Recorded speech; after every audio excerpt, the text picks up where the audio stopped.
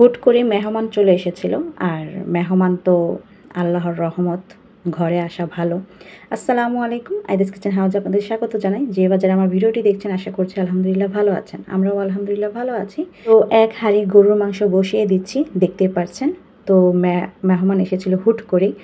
তো মেহমানকে দেখে আমি গরুর মাংস বসিয়েছি, মানে নামিয়েছি ফ্রিজ থেকে। তো ছুটতেও তো টাইম লাগবে, এর জন্য টুকটাক রান্নার শেষের দিকে তারপর আমি গরুর মাংসটা বসাচ্ছি। এর মধ্যে আমার অনেকটা রান্না শেষ।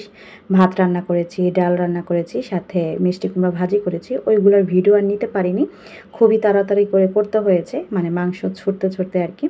তার এদিক দিয়ে যখন মাংস ছুটেছে, মাংসটা পরিষ্কার করে ধুয়ে কেটে বেছে তারপর আমি এই যে সুন্দর করে বসিয়ে তারপর আমি আবার অন্য কাজ করব।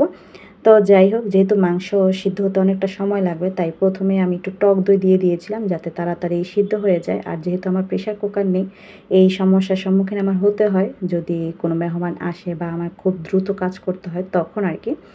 তো যাই হোক, খুব অল্প পরিসরে সুন্দর করে আমি মশলা সব দিয়ে একসাথেই বসিয়ে দিচ্ছি।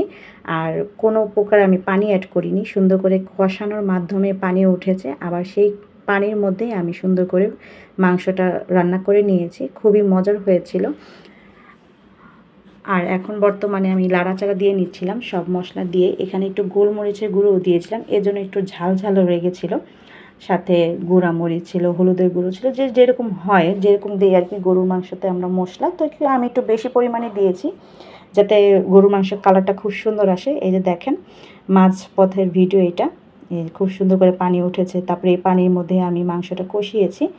তো শেষে ভিডিওটা ছবি দেখতে পারবেন যে রান্না কেমন হয়েছে। আজকে এই পর্যন্তই। ভিডিওটি ভালো লেগে থাকলে লাইক কমেন্ট শেয়ার দিয়ে পাশে থাকবেন।